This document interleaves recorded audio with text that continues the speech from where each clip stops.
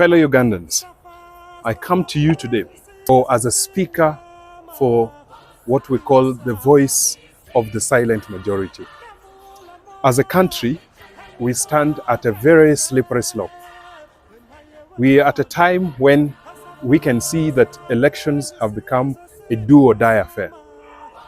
But fellow citizens, these things ought not to be. How did we reach here? Some things have been happening in our country and we have been paying a deaf ear to it. We have seen elections like the Kawempe North elections come. We have seen the security operatives make serious crackdown on the journalists. We have seen them make serious crackdowns on the aspirants themselves and also the supporters of those whom they deem are enemies of the country.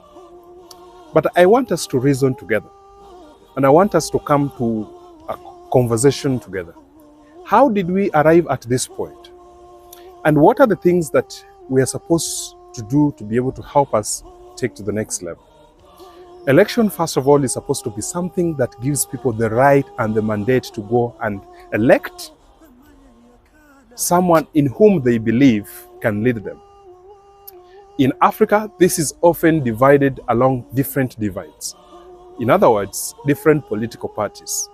Now, as these political parties run through an election period, the government of the day sometimes takes an iron fist on cracking down on those who are of the opposite mind.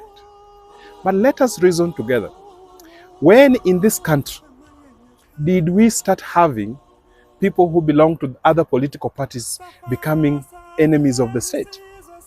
How did we arrive at this point where the incumbent party thinks that the other parties have no space or do not deserve a right to have people express their opinions?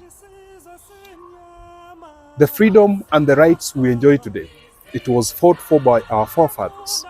It was a struggle that swept Africa and Ugandans joined in the struggle.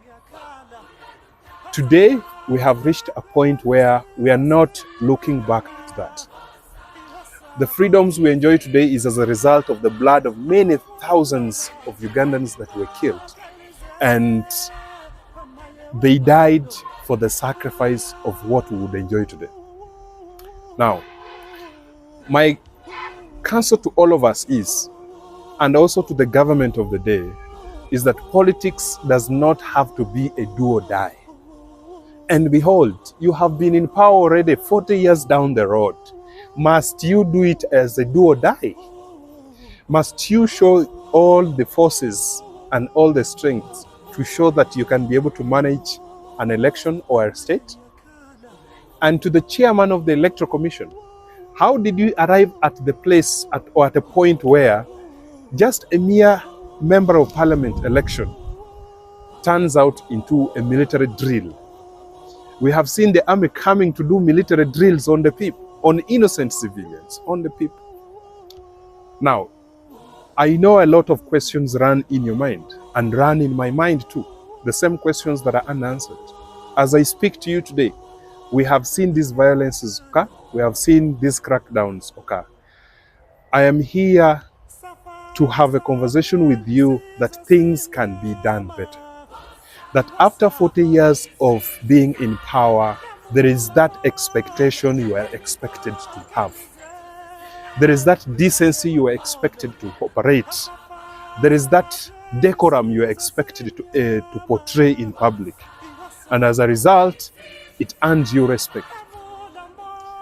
Many of us as young people today would want to contribute squarely into the nation building efforts. But we have also seen how heavily things have been changed and how fallacies or ideologies are being peddled. For example, that if you're not in government, therefore you are an enemy of the state. That is not proper. And I know as you hear me and as we can do something together, I strongly believe that there is a better future and there is a better tomorrow.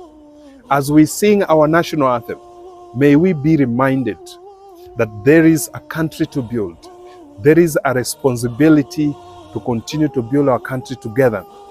And this needs all hands on deck, whether in opposition, whether without opposition. We must put our hands together and build our country. But we have to build our country peacefully. We have to reduce on high-handedness of how we handle things, especially even small things as just a mere member of parliament election. We have seen many incidences happen. However, my call to all of us is, let us remain peaceful, but let also, in the process of remaining peaceful, let us act. Let us do the little we can do within our small space so that we are able to rectify this country. I would also want to remind our leaders that the country is bigger than all of us, that we are only living in and borrowing it from the generation that will come after us. So we have the duty to do what we can do at this moment and carry forward. I want you to know that Ugandans want to see a country that will not fall again, because it is fallen. History has it clear that the country has fallen before. May we never have the urge to go back to where we were. May we have the courage to wake up in the morning and move forward, that even in the midst of our differences in ideologies, we can find a common ground to agree to build our own country. And I say this to you and to me and to everybody else within the sound of my voice, that it is never too late to build our country. Have yourself a wonderful time.